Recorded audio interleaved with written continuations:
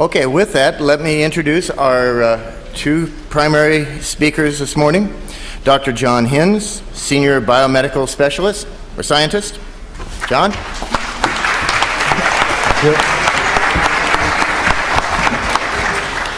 And Ms. Salustra Urban, also a biomedical scientist. All yours. All right, welcome everybody. Good morning. Try that again. Good morning. Good morning. Good. We want to encourage audience participation here today. So the more we get out of you, the more you're going to get out of us. Anybody here in high school? Okay, everyone here who's in high school, give a little cheer. Make a little noise. Yeah, very good. Okay. Anyone here from middle school? Any middle schoolers here? All right, now why don't you just out-cheer those high school kids right now? Yeah, there you go. Wild batch of middle schoolers. How about elementary school kids? Any elementary school kids here? Make a little noise, kids. Very good. Well done. Good job. Very good.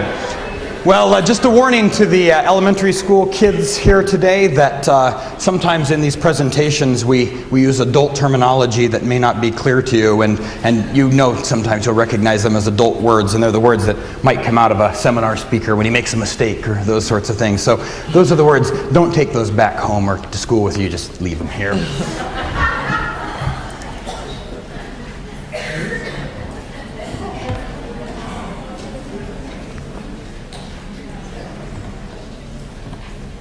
Do we want to discuss prices? It's right here.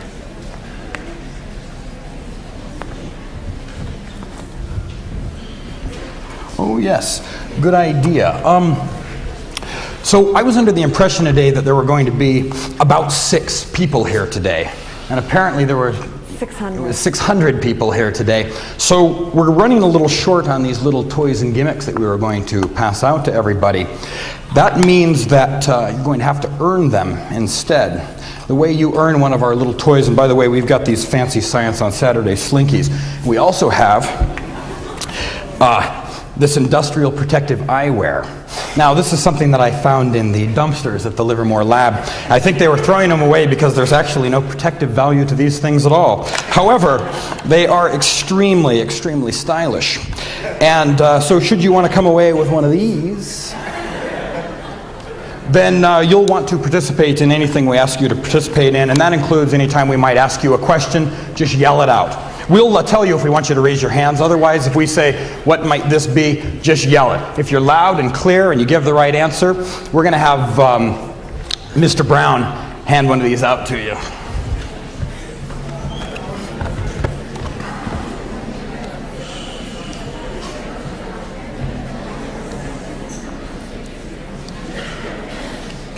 All right, so as Dick said, my name is John Hinz. I'm a scientist at Lawrence Livermore National Labs, and my co-presenter is a colleague of mine, Salustra Urban.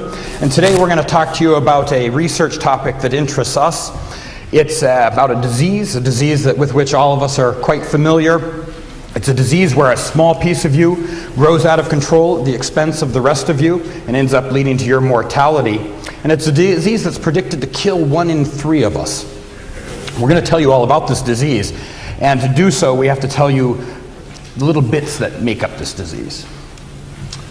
So we're going to start talking to you about cells. And cells are the little bits of you that are alive, the smallest pieces of you. This is how we're going to show a cell for the rest of the presentation. We're going to talk to you about the DNA inside the cell. This encodes all of the information the cell needs to know what job it does. There's a zoom in of the DNA. This is the double helix.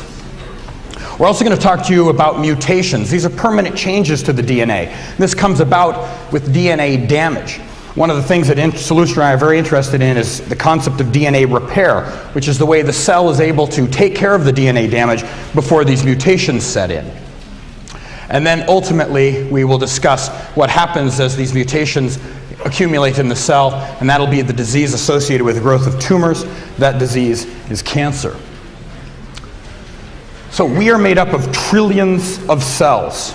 In fact, the average adult has 10 to the 14th cells, which is 100 trillion cells. which is in fact 100 million cells. So there's a significant number of these in each of us. In fact, remember, each one of us started from one cell and has divided a number of times to become the blobs of cells we are today. This again is a depiction of the cell that we are going to be using throughout the presentation. I've zoomed in on just one of these. Each one of these cells in our body has a job to do. Down. Okay, so I'm going to go over the cell parts. Cells have many different parts. We're going to first go over the plasma membrane, which is the barrier between the inside and the outside of the cell. And then the cytoplasm, which is the liquid that contains the various organelles of the cell, and they do various jobs for the cell.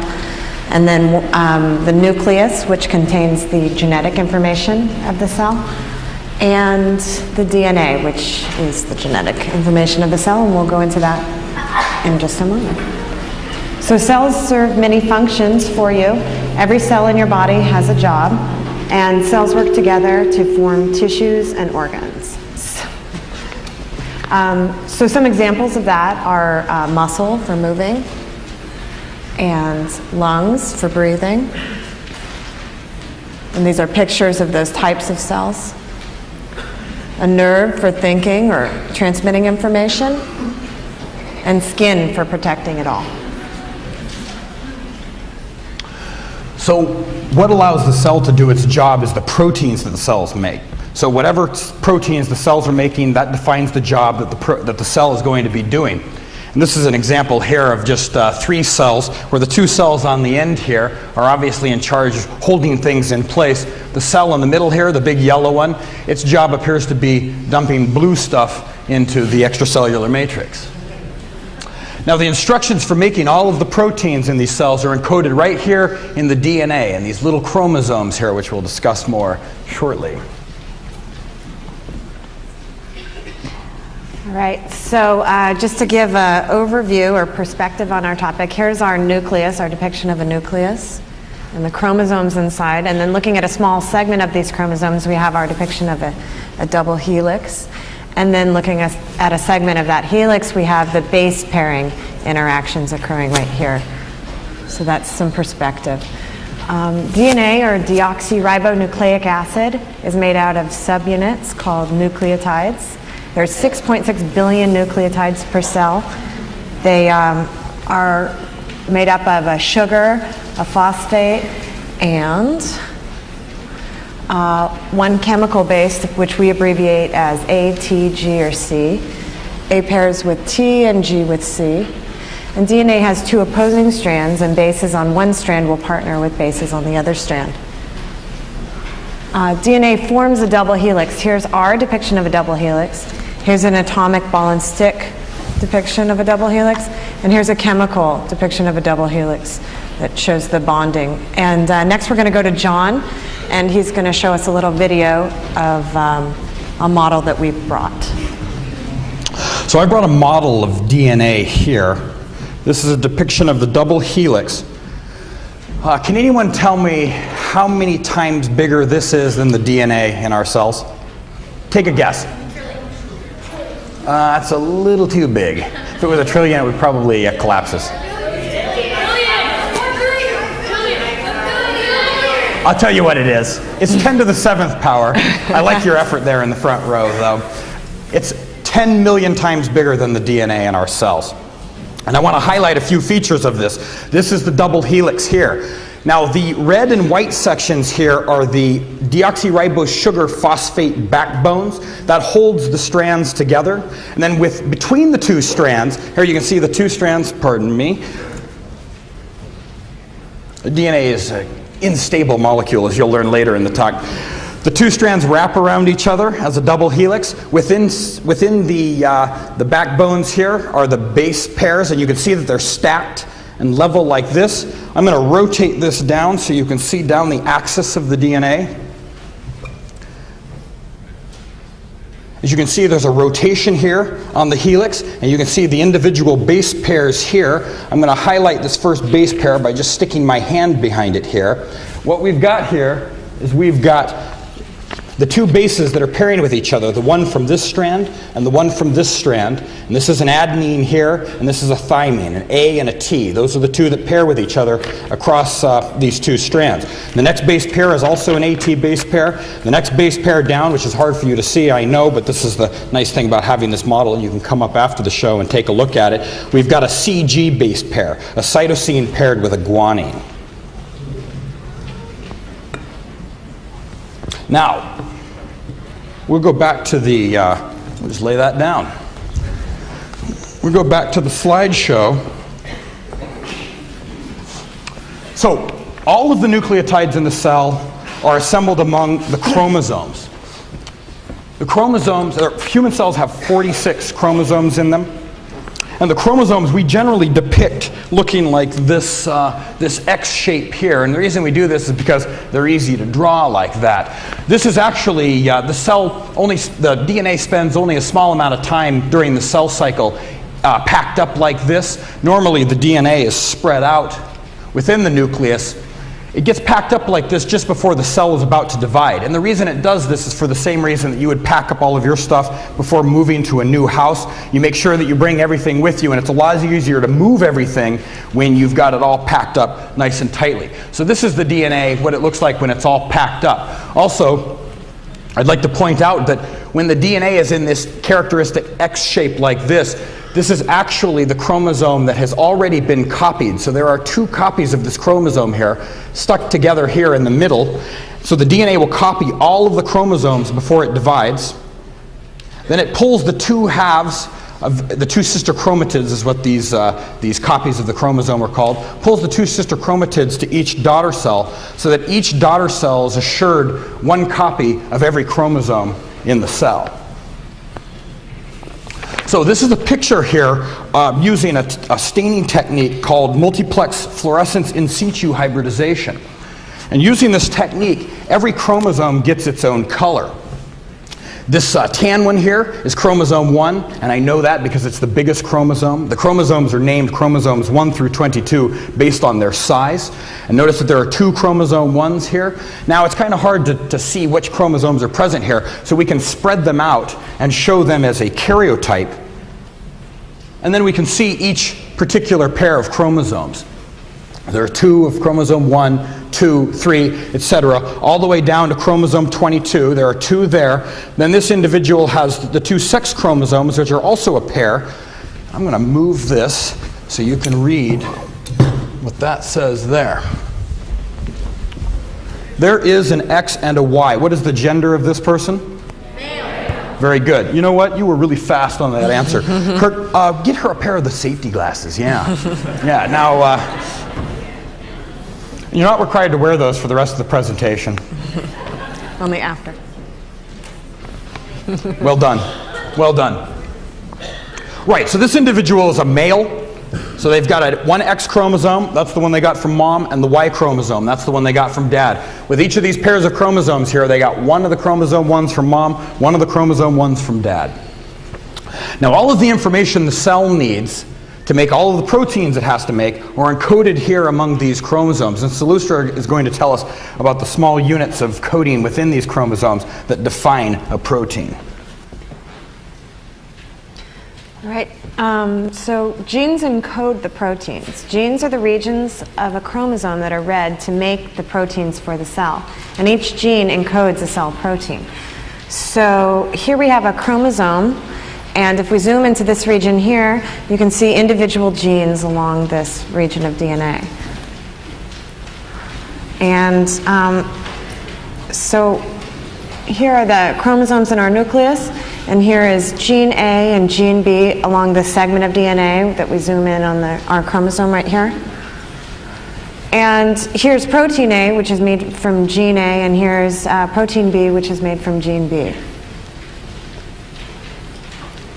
And these proteins work independently or together in whatever situation to perform cell jobs. And the order of the DNA bases determines the protein. So every cell has all of the chromosomes, which means it has all of the genes.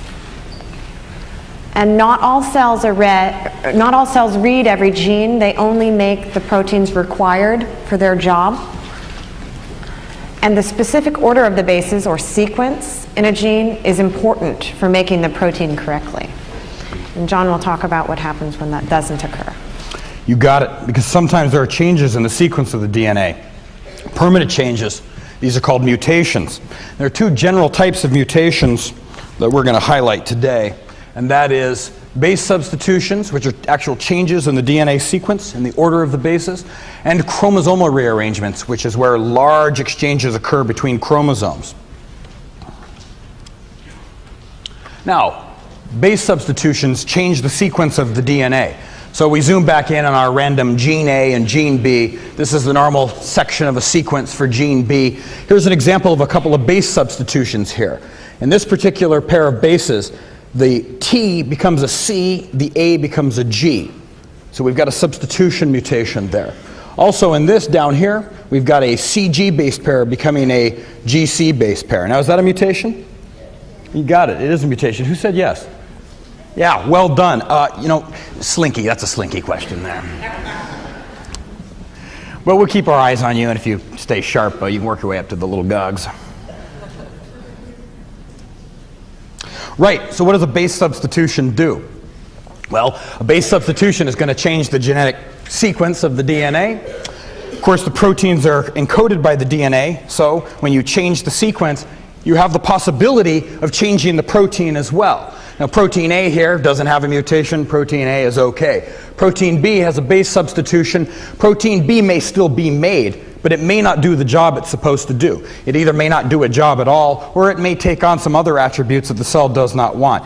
In the end, what ends up happening is you have yourself a cell that's no longer doing all of the jobs it's supposed to do, and has taken on some characteristics of some other cells and doing things that it's not supposed to do. That's base substitutions. Now, the other type of mutation we want to highlight are chromosomal rearrangements. Now, chromosomal rearrangements are big modifications in the chromosome where you lose massive sections of genes. This is an example of a big deletion, where in this particular chromosome, on this sister chromatid, we've lost an entire arm of the chromosome. Now, when this cell divides, one of the daughter cells is going to get a nice full chromosome. The other daughter cell is going to get this chromosome where every gene in this section of the chromosome is gone. It's lost them all. Also, genes get moved around with chromosomal rearrangements. So, for example, in this particular chromosome, we've got a section of some other chromosome has been tagged onto this chromosome. When this cell divides, one of the daughters will inherit a normal chromosome, but then the other daughter is going to get this chromosome that has not only lacks all of the genes from here on down, but has now gained all of the genes from some other chromosome as well.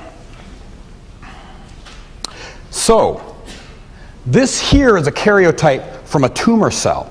And you can see that there are some differences from the karyotype that I showed you before. Now, can anyone tell me what some of the differences are among these chromosomes? Yeah, you were fast. Go for it. Well, for one, some of them have certain parts that are different colors. Other times, they have like the whole chromosome is just cut half, two different colors. Right. Sometimes there's even 3 or more colors. Yes, very good. You're right. So we actually have these translocation events occurring. We've got sections of some chromosomes being on other chromosomes here. So chromosome 1, there's even a little bit of dark green. You can't see that here, and I don't even know what chromosome is supposed to be dark green. Maybe it's a little piece of the Y chromosome down here. It's got some other chromosome. Look at chromosome 3 here, for example. The chromosome 3 is the pink one, but there's this section of red, which is either part of 2 or part of 6 down here. You've also got this little band of light blue, which is one of the other chromosomes. Maybe a chunk of chromosome 4 is fit in there as well. So a number of chromosomal rearrangements has occurred here. Can anyone else tell me what's fundamentally different from this in this cell from the other karyotype they saw? Yeah, you in the black with the white stripes. There's 3 chromosomes, Yeah, you've got more than 2 chromosomes of each type of chromosome as well. So now we've got some real problems here too. We've got overrepresentation of some of the chromosomes, and in fact, come down here to chromosome 16. There's like 5 of these. And I don't even know what parts of chromosome 16 are here, but chromosome 16 appears to be well represented among some of the other chromosomes as well. Good move on those goggles. Don't put your eye out with those things.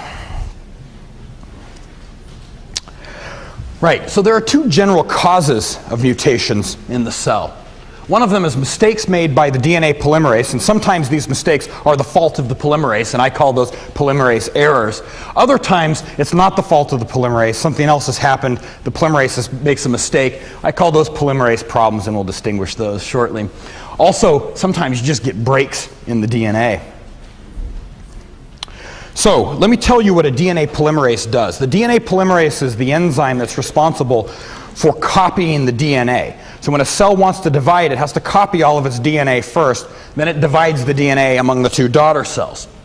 So if this is our double helix here, the helix gets pulled apart, the DNA polymerase runs along the helix, copying the other strand, and then in the end, you end up with two identical strands of DNA.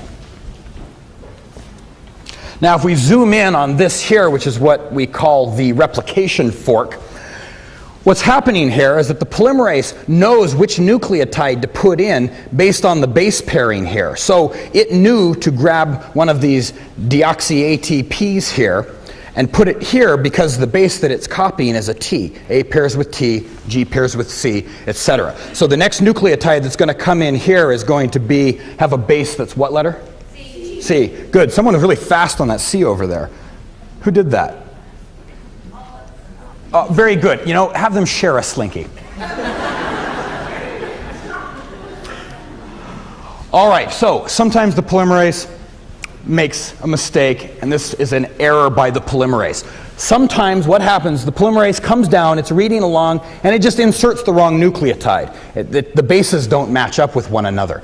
Now, if the polymerase doesn't catch its own mistake, and this isn't repaired, what type of mutation is this going to lead to? Base substitution or chromosomal rearrangement? Base substitution. Very good. Very good. Very good. That is indeed the answer, according to this presentation. Now, sometimes the bases are damaged. Now, when there's a base that's damaged in some way, and we'll talk a little bit more about damage later, the polymerase, as it comes down, it can't read the base. In fact, we can't tell what base this is. The polymerase doesn't get to look at the other strand and say, well, it was paired with a C, it must have been a G. So sometimes the polymerase is going to guess. And the reason it has to guess is the polymerase can't just stick around and not do the job. Sometimes it even recruits a polymerase that's a little sloppier, and that polymerase makes the guess instead. That's just fine. The point is, you keep the replication fork moving. Unfortunately, this is going to lead to problems as well, because here we have an A, which is supposed to be a C. What sort of mutation is this going to be? Base substitution? Chromosomal rearrangement? That's right. Very good. Base substitution. Now, sometimes we have some other problems as the polymerase reaches a damaged base. Sometimes the polymerase sticks there and it doesn't make its guess, and it just sits there for a long time. Now remember, these are proteins coming on and off of DNA, and the whole system is thermodynamically unstable. So eventually proteins start to break away from the replication fork. Now when you have this happen, the replication fork can collapse and break.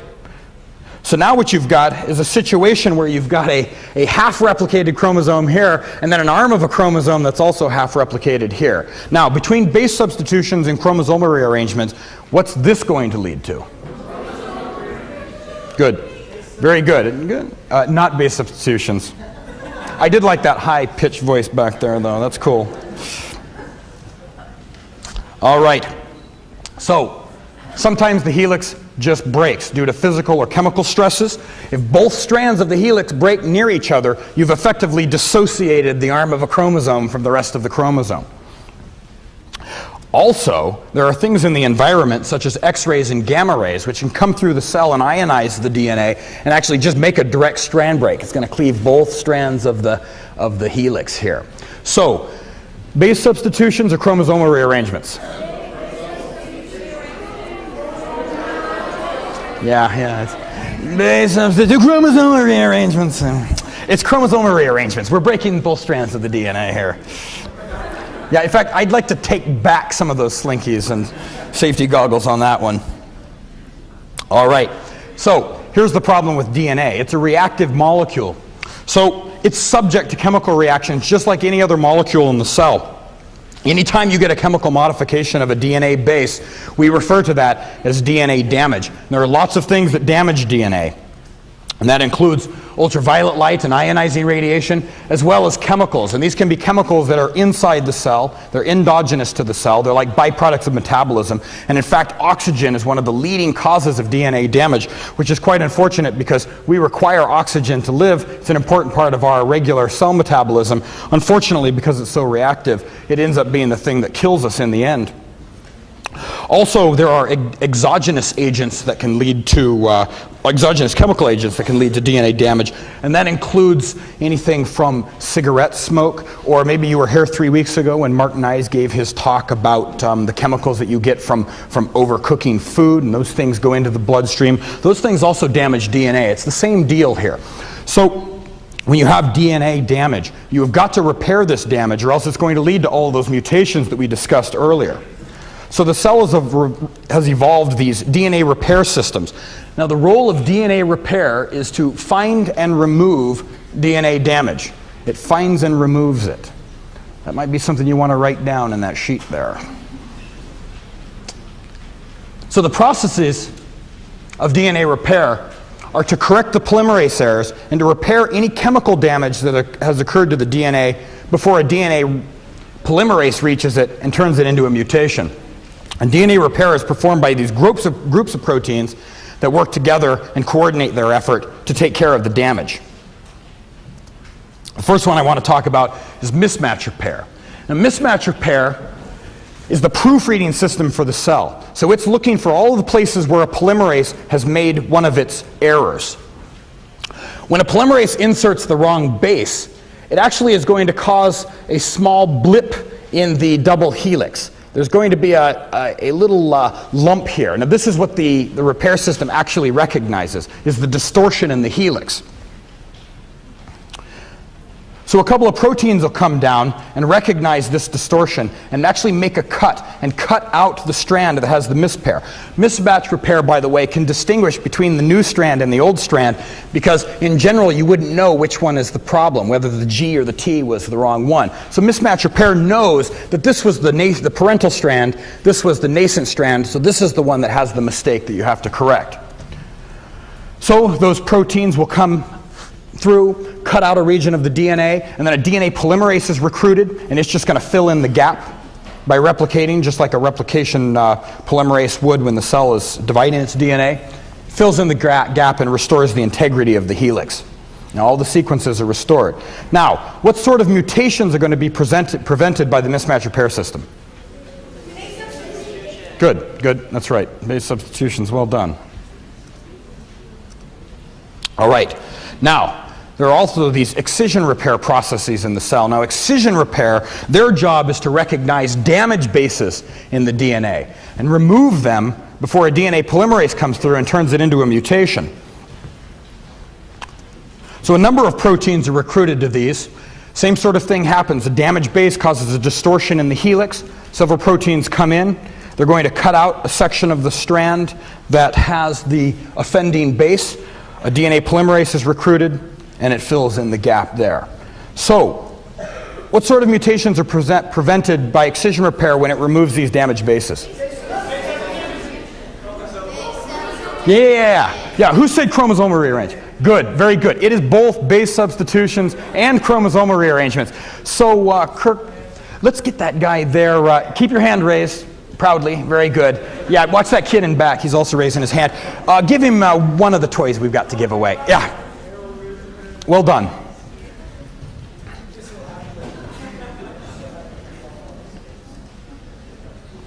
All right. So the final method of DNA repair is the one that Salustra and I actually research, and this is called break repair or double-strand break repair. And this is the method by which a cell corrects double-strand breaks where both strands of the helix are broken. Of course, a number of proteins are recruited to the location. These proteins then just glue the ends of the DNA together, and there are a couple of other details that we're leaving out here, of course, but it basically maintains the integrity of the chromosomes by bringing the ends together. Now, what sort of mutations are prevented here?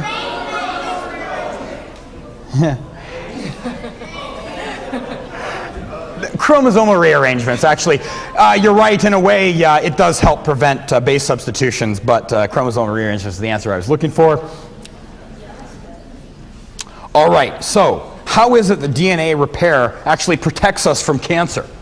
Well, the idea is that DNA repair is repairing the damage and preventing all these mutations that occur in essential genes in the genome that are responsible for the progression or prevention of cancer. And these are called tumor suppressor genes and oncogenes. And I'm going to let Salustra tell us about those. So tumor suppressor genes control cell growth, and they encode proteins that act to suppress cell growth, respond to signals outside the cell, maintain the DNA, and repair damage. And essentially, they tell the cell to slow down, obey, stay put, and repair your DNA carefully. Oncogenes support cell growth. Onco means tumor in Greek, and they encode proteins that control for cell growth. They're also called proto-oncogenes sometimes when they're performing their normal cellular duties. And they tell the cell to grow, grow, grow. And in order for cells to function properly, they require a balance of tumor suppressor and oncogene activity. That's right. When you have an imbalance here, where you lose some oncogene activity or you overexpress some tumor suppressor activity, you end up throwing the cell into a state where it leads to growth arrest or could even lead to cell death. So you can't have the tumor suppressors overexpressing versus the oncogenes. However, you don't want to swing the other direction either. If you lose tumor suppressor activity or you gain a bunch of oncogene activity, you end up having this increased and uncontrolled cell growth. This is also bad. This is what leads to an outgrowth called a tumor. So a tumor is an abnormal mass of cells, and it actually means swelling in Latin. We confirmed that with an ancient Roman friend of ours. I'm going to describe to you the progression of a normal cell to a tumor cell. That is the process of tumorigenesis. It effectively comes down to this. If you've got a cluster of cells here and some tissue doing the jobs they're supposed to do, and one of them acquires a mutation which provides that cell some sort of advantage in growth, and that can be loss of a tumor suppressor or gain of some oncogene activity, that cell changes. Now that cell's going to grow out, and it's going to grow out a little bit better than the rest of the cells around it because it has some advantage. Now, if some subsequent mutation occurs in one of the cells that came from that original cell, and that mutation is also in an oncogene or removes a tumor suppressor activity, that cell has just gained an additional advantage. That cell is now going to grow out even better than it did before. This is your tumor. So it's mutations that inactivate tumor suppressors or overactivate oncogenes that give these cells a selective advantage in your body and let them grow out.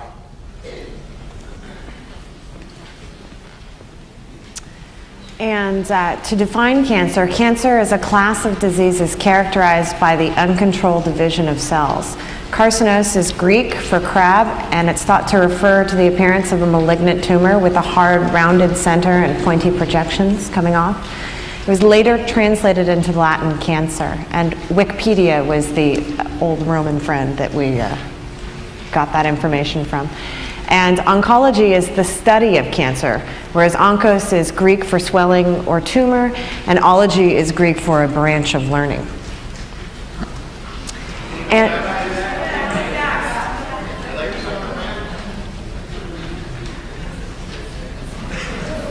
there's a lot of writing there, I'm sorry. Get it down.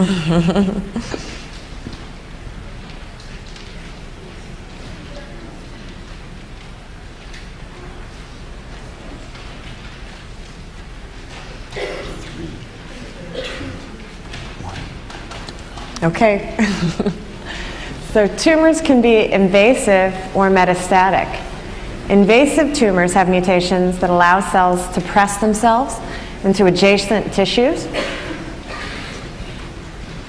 And metastatic tumors have mutations that allow them to grow at distant sites or migrate to distant sites. Right. So, as a review, how is it that DNA repair prevents cancer? Well, DNA damage in the cell is continuous and stochastic, which means it's happening all the time, and it's happening randomly along the chromosomes. Most of the damage is actually going to be repaired. That's what the DNA repair systems do. However, some of the damage is not going to be repaired, and any damage that's not repaired can end up being a mutation. So the more damage you get to your DNA, the more likely it is that you're going to have damage that doesn't get repaired by the DNA repair systems and can end up being a mutation. So if you've got this damage occurring in all of these important genes along the chromosomes, such as oncogenes or tumor suppressors, you've got a chance of removing these, having them function improperly, and become a problem. Now, we're going to do some audience participation. Now, in this audience participation drill, you guys are the cells of an individual, and we're going to see if any of you become tumors. This is all by chance here. This is an experiment. We don't know how this is going to run. Now, I want this middle section here to represent the skin. These side sections are going to represent the lungs, and then we'll have the balcony represent any organ it wants to. Just yell out an organ. Heart. Fine. We'll see if we get any heart tumors. Well done. Okay, so what I need everybody to do is stand up. I know. Okay, so we've got a bunch of normal cells out here right now. We've got healthy skin cells. Okay. We've got moderately healthy skin cells. We've got lung cells. And we've got the heart cells up in the balcony. Now, listen carefully. Listen carefully. Listen carefully. There we go. I'm bringing back all of those goggles and slinkies. Okay. So here's what we're going to do. I want you to know in your head what month you were born in. Now, I want everybody born in the month of January to remain standing. Everybody else sit down. January birthdays, stay standing. All right. The cells that are standing represent cells that have acquired a mutation in an oncogene or a tumor suppressor and might have a slight growth advantage. Now we're going to see if any of these become tumors.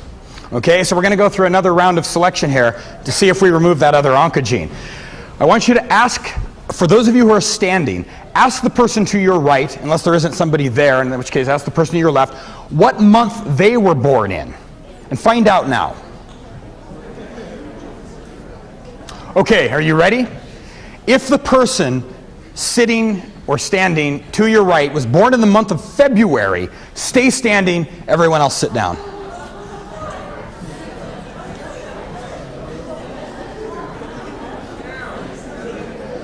Yeah? Oh, okay. Very good. So it looks like we avoided heart tumors. And it looks like we avoided, we've got a tumor right here in this lung. And we've actually got we've got a tumor in this lung too. That's not so good. And we've got 2 skin tumors as well. Okay, so, pardon? Give a yell if you've got something important to say. Not necessarily. We're going to get some therapy on you guys really soon. Okay, everyone can sit down. That was well done, by the way. We lost the screen. That's okay. We'll get the screen back up here and then go on to the next lesson. So, this is important. Ultraviolet light causes cancer. Ultraviolet light interacts with the DNA and causes dimerization of some of the bases.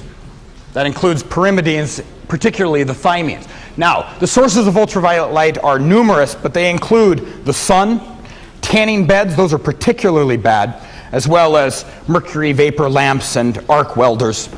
So, upon exposure to UV light, you have this DNA damage. Excision repair processes come in, try to correct that. Any idea what tissues will have cancers in them upon exposure to your typical UV? Skin. It's skin. That's right. And it's because the UV light doesn't penetrate very deeply. In fact, most of our dead skin blocks most of it, which is very good. But we still get some coming through, interacting with the live skin cells, and now we've got some problems. Now I'm going to show you some pictures of some skin tumors here. And these things are always hideous. This is what's going to happen if you guys lay around in the sun. You get these nice tans now. But just wait till you get older. This is called a basal cell carcinoma. This is a squamous cell carcinoma. These two are very, very common. Basal cell carcinomas kind of look like these weird little lumps and open wounds, kind of like a big pimple that just keeps growing.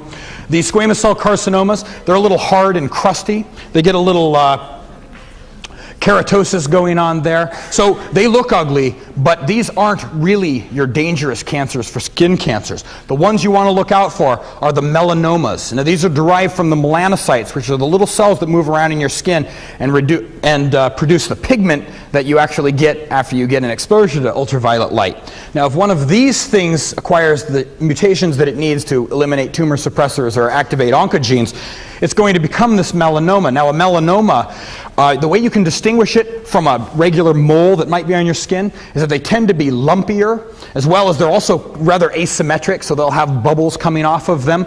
They also might change color, and they also might grow really quickly. And if you see any of these attributes in any of the moles on your skin, go to a doctor and show them and let them verify that this isn't one of these, because melanoma will kill you.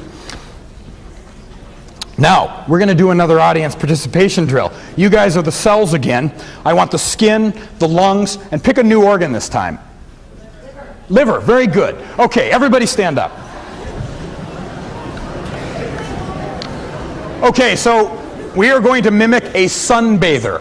So here's what I want. I want the lungs. This is just for the lungs and the liver.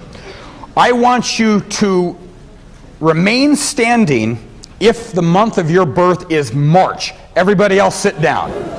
Skin, wait, skin, stay standing. Skin, you guys are sitting out in the sun. If your birth date is in March, April, or May, remain standing. Everyone else sit down. All right, we have got a lot of mutants in the skin, and actually an impressive number of mutants among the lungs as well. Now, you're not tumors yet. We're going to go for the other mutation. So, lungs and liver, ask the person to your right what their birth month is, and remain standing if their birth month is April. Otherwise, sit down.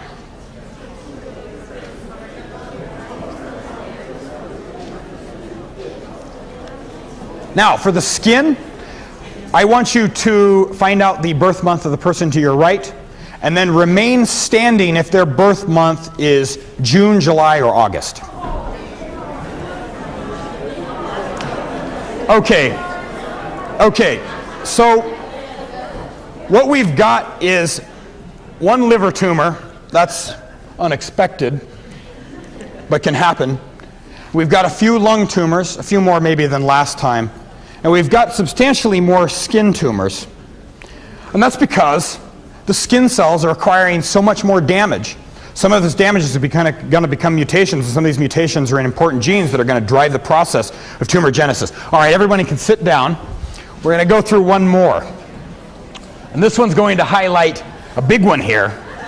This is smoking. Now, smoking causes cancer. Maybe you didn't hear that before. You've got the lung lining, it's got all these healthy cells in it. Once you start filling your lungs with smoke, all of these chemicals from the cigarette smoke get absorbed into the lung tissues, start damaging the DNA. Now, can anyone tell me what cells are going to become tumors when you start smoking? Lung, very good. And there will be some others as well. And the reason is that when you smoke and you bring in all these chemicals through the lungs, those chemicals go into the bloodstream as well. Now the bloodstream is going to all of the organs in the body and taking these chemicals with them, and these chemicals are interacting with DNA in those cells as well. And in fact, some organs are particular targets because they're filtering out these chemicals and storing them until the next time you get to the bathroom after you smoke the cigarette. So for example, you're going to have a higher incidence of kidney and bladder tumors. You're also going to get an increase in pancreatic tumors, in the liver, which is hiding back there, also in the stomach and intestines, also in the mouth too. You get these unsightly oral cancers. So, we're going to do this again. Audience participation.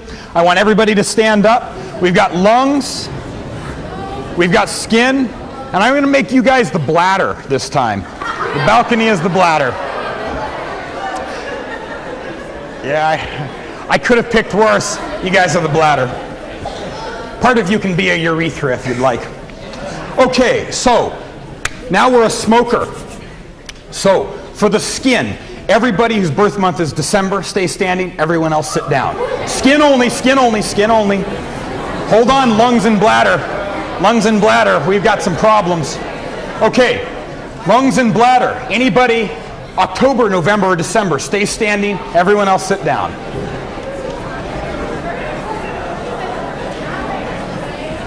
Right. Okay, so we've got a lot of people standing in the lungs. This lung in particular looks bad, and in fact the bladder looks horrible. Okay, very good. So it's time for the next selection. We're going to see if any of you become tumors. It requires another round of damage and mutagenesis.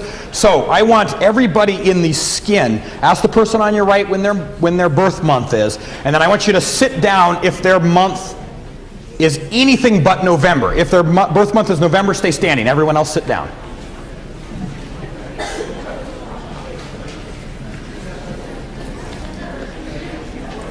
This smoker will have one skin tumor. However, we're going to look at lungs and bladder. So I want everybody in the lungs and bladder to sit down if the person to your right has a birth month on any month but June, July, or August. If their birth month is June, July, or August, stay standing. Everyone else sit down.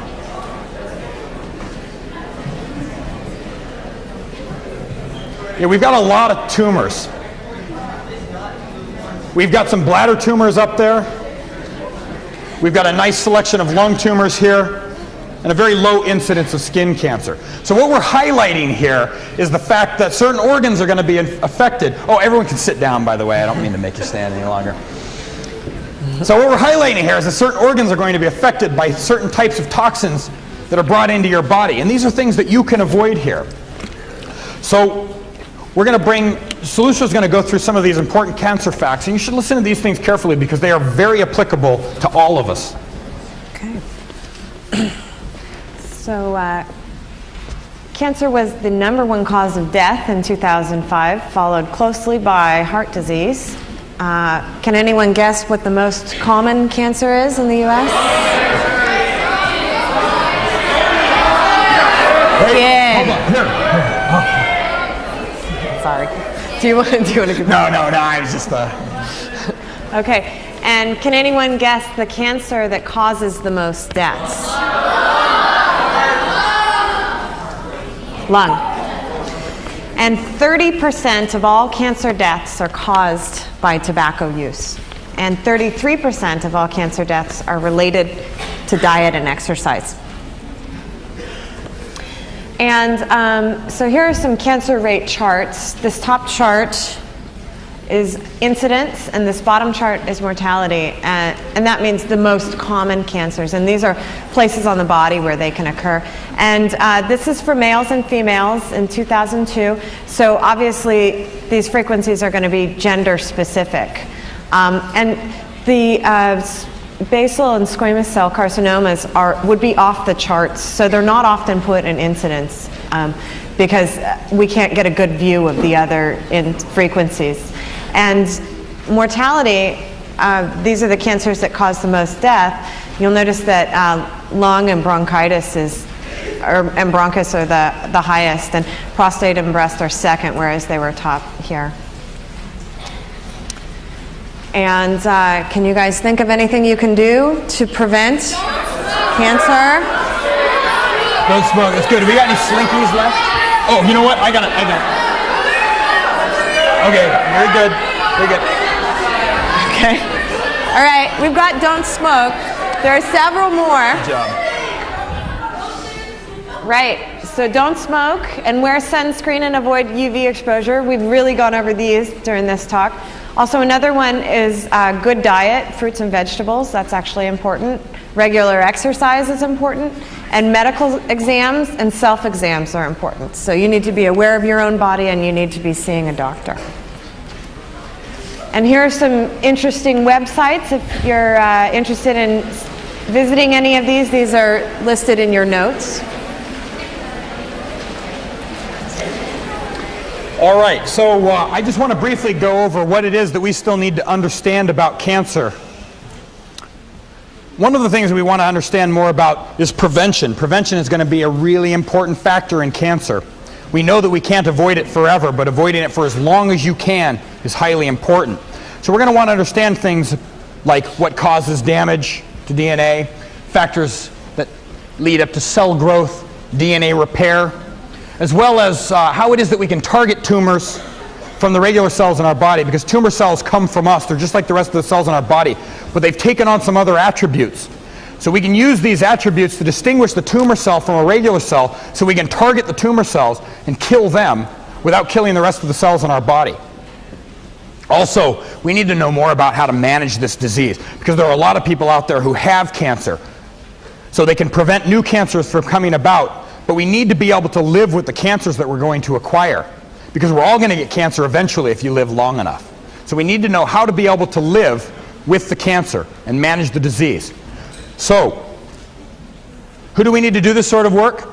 We need the next generation of cancer researchers, and that generation of cancer researchers is here. That is you kids out there in the audience. All right?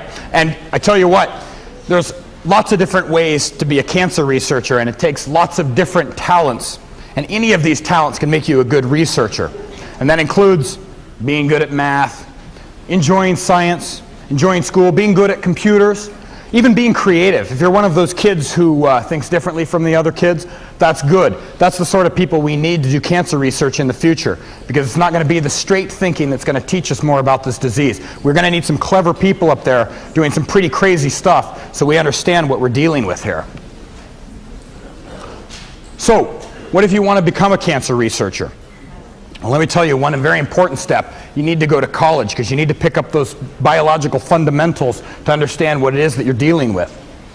But you can actually major and minor in a number of different subjects. You don't have to just be in biology. Chemistry, physics, math, computer sciences, these things can also prepare you to do the cancer research that we're going to be doing in the future. Also, if you can get some research experience, either as like a summer student, possibly in the Livermore Labs summer student program, or you can do some volunteer work, maybe at a hospital, maybe at a lab. This is a huge advantage for you. It looks really good for future employers, and it also lets you test the waters to determine whether or not this is something that you want to do. And finally, if you so desire, and you really want to understand this disease, or you really want to understand a research topic, you need to do some postgraduate work. That means you need to go to graduate school or medical school. Now, the advantage of going to graduate school and earning your master's or PhD is that you get to research some fundamental aspects of science, some really amazing things. And you get to test your own ideas to explore these undiscovered things that nobody else has ever seen before. Going to med school is nice too, because with med school, you'll actually get to apply all this research that we're doing in the lab to actually directly help your patients. Also with med school, you get to do some experiments on humans as well, such as the clinical trials to understand these diseases that we're dealing with. So with that, Salustro and I thank you for participating today.